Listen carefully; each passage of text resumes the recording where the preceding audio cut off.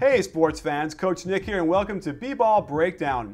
You might have gotten bored with that game last night between the Spurs and the Thunder because of the blowout nature of it, but if you're a coach and you're watching what they're running on offense, it's exciting for me because they both run horns, and it's really cool to compare and contrast what they're doing on either side of the ball. And you know what? It also is a bit indicative of how good their offensive systems are overall.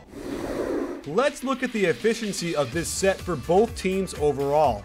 Both did very well, but clearly the Spurs generated more points per possession, and let's dig deeper into why.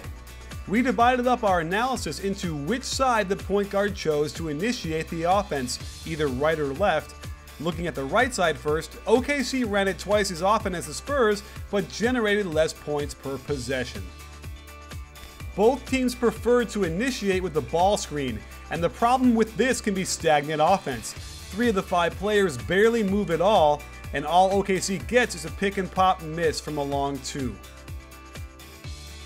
The Spurs add much more motion to their set as Bonner sets a pin down for Kawhi out of the corner. Duncan, who screened the ball, then sets another screen for Kawhi before Bonner uses the Duncan screen to initiate pinch post action. We get some weave across the top as everyone is moving in unison until Danny Green can drive hard to the rim, force Duncan's man to help, which allows Duncan to tip the ball in. OKC does a double ball screen. Reggie chooses to go right, and you'll see that same action Bonner did for Green with Carlson and Fisher. The offense stalls out a bit with some random pick and roll action until Reggie tries to take a tough 12-foot fadeaway. My favorite way to start this set is with a high post entry pass, and Tony Parker feeds Diaw, gets a brush screen, then goes to set a weak side screen for Kawhi in the corner. Then you get one of my favorite actions, a pin down into dribble pitch with Duncan and Manu. However, on the kick out to Diaw, he steps out of bounds. The Thunder use the high post entry pass to the right, and Reggie goes to the strong side to screen in the corner. Notice how there is zero movement on the weak side. However, Patty Mills commits the foul, interrupting the play. And the last play to the right side is a pick and roll, but Kawhi does a great job forcing Russ away from the first screen. While the movement is a bit lethargic, Russ finds an opening and throws a pretty inaccurate pass across court, but Reggie is able to adjust and knock down the 3. Now, let's look at the left side, where both teams fared even better than the right.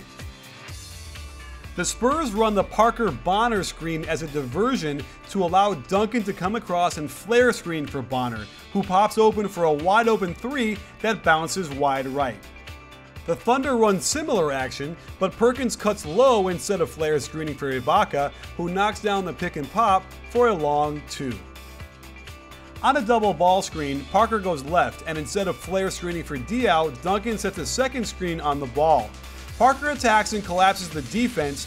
There's the kick out the Spurs stressed all game long, and when Perkins rushes out, Duncan is all by himself for the layup. You can see the differences between how OKC and San Antonio run this set, and it's not subtle. On this left side screen and roll, the other 3 players are virtually frozen in place. However, Bonner foolishly helps one pass away, then fouls the 3-point shooter. On the rebound of the missed free throw, Ibaka was forced to guard Green, and when the Spurs break into horns, Diaw immediately sees that mismatch. With the screen and roll, the Spurs force the Thunder into mismatches, and while the offense bogs down, they keep moving and cutting till Green flashes open from deep. OKC gets better movement on the pick and pop into dribble pitch for a decent look, but Lamb can't knock it down. And this took a second to shape up into horns, but I like the double staggered ball screen across the top as it drew both big men to the ball, and Manu fires a perfect pass to the rolling Duncan, who gets and hits 2 free throws. So you can see that horns lets you accentuate what you already have. And if you don't have a lot of fundamental movement in your offense, then you probably aren't going to get a lot of that when you run the horn set. But the Spurs, who have a lot of motion with 5 guys moving together as 5 fingers on a hand, can let this set and the way they start it work for them in a lot better ways, in my opinion, than what the Thunder do. So while kudos to Scott Brooks for using it and trying to get good shots out of it, it seems pretty clear to me when you compare and contrast things back to back that the Spurs run this thing with a lot more cleverness and a lot more efficiency. Well, stay tuned for lots more coming up. We're going to live tweet the heck out of the game tonight between the Pacers and the Heat, and tomorrow's game between the Thunder and the Spurs. So don't miss a minute on Twitter. Don't miss a breakdown on YouTube and Facebook and all those things. And don't forget at BBallBreakdown, we're not a channel, we're a conversation. You win,